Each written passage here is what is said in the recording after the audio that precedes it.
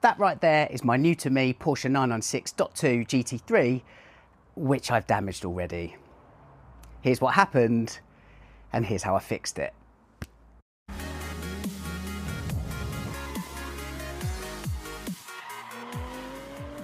Good day to you, YouTube. Thank you for tuning in and having a laugh at my latest calamity. As we all know, Little Irish is in a million bits. I hope you've been enjoying and following the rebuild process of that elsewhere on the channel. Now, I have appreciated in the meantime the comments from some of you asking how I'm getting on with my 996.2 GT3, which I've owned for a matter of months. Well, I need to come clean, YouTube, because while Little Irish is in bits, I haven't just had one broken 911.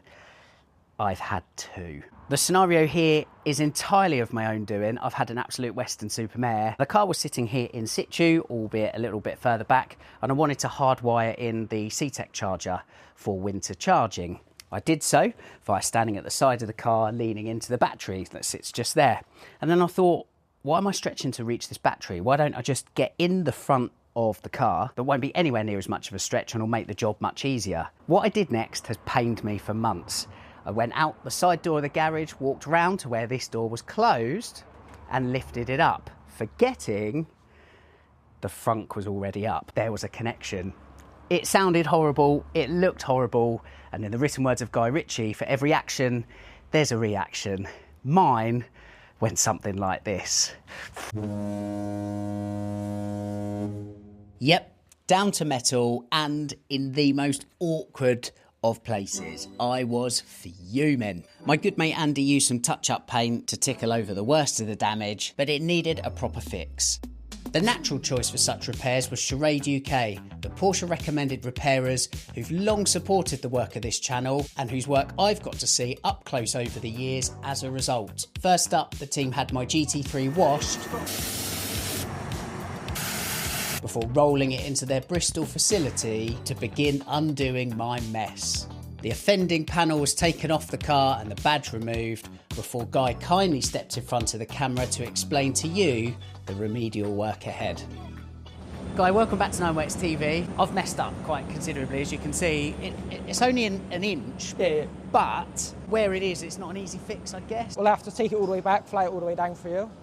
So we'll go off this edge here to keep it nice, and then have to do the other whole side of the other bonnet. When you're taking, like you're saying, you're painting the whole bonnet, yeah. Do you take everything off and then go down to like metal and then primer, or do you not need to? Only where the repair is as such. So we'll end up feathering it out to sit, depending how deep it is. If I end up feathering it out, put probably a bit of UV primer on it, and then just scotch all the rest. Really? Yeah. Okay.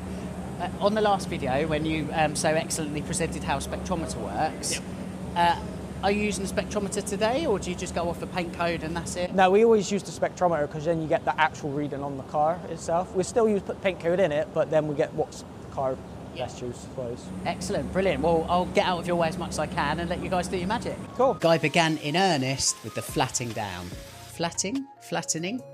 Either way, this involved attention being paid to the whole top side of the bonnet as promised, with multiple passes ensuring as smooth a surface as possible.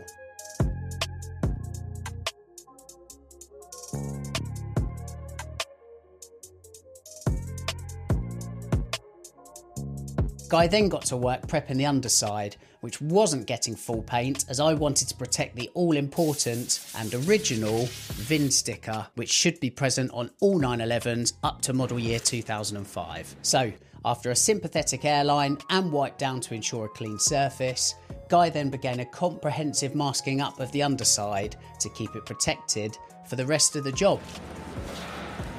Now, you may remember I once did a video at Shorade showing you how a spectrometer works, basically to get you an exact match for your car.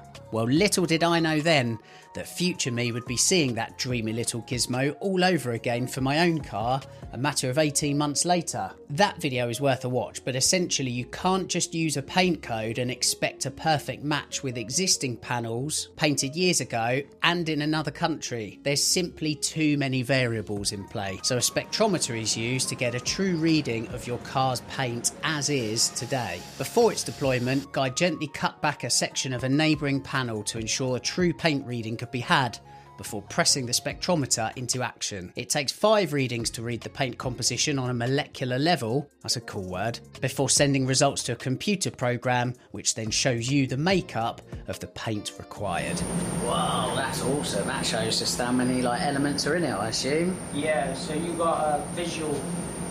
They've changed it instead of just being like a solid colour to look at. They've changed it so you can actually do a visual look on it as well, so they give you more references. That is absolutely awesome.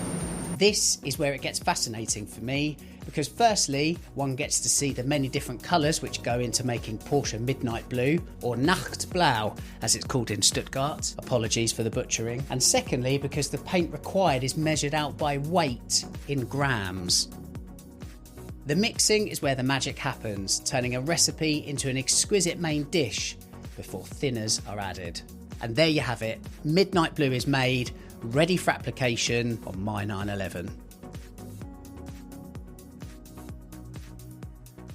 With the boot lid moved into the spray booth, Guy's first focus was that leading edge, which had another light rub down before a gentle layer of UV primer was applied, before further rubbing down to feather the edges for a smooth finish prior to paint application.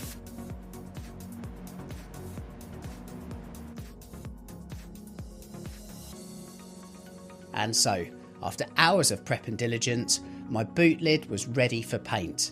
And this is where the difference between an average and a manufacturer recommended repairer is laid bare. Because as here you learn the art, and indeed time, is all in the prep. Just look at how long the actual painting takes.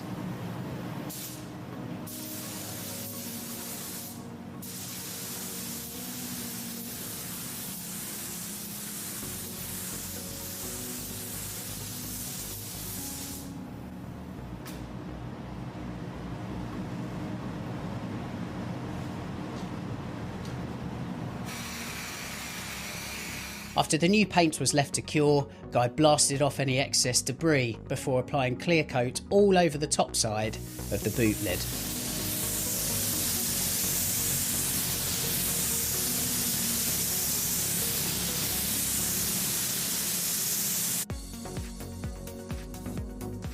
Several layers of lacquer were expertly applied and the boot was starting to look normal again.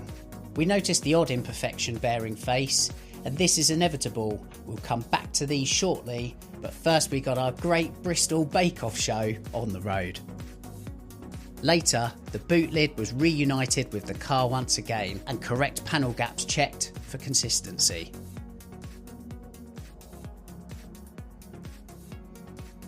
And we weren't done there. Guy had evaluated the boot and identified those imperfections which needed ironing out. Done so via a rub down, polish and panel wipe to bring out a smooth and blemish free finish. And that was that. Staff and Spectrometer had done a super job and I am mighty impressed with the result, both in colour match and finish. My garage clangor was gone and the GT3 returned to its blemish free beauty thanks to another day of education and fascination in the company of the Shorade UK team.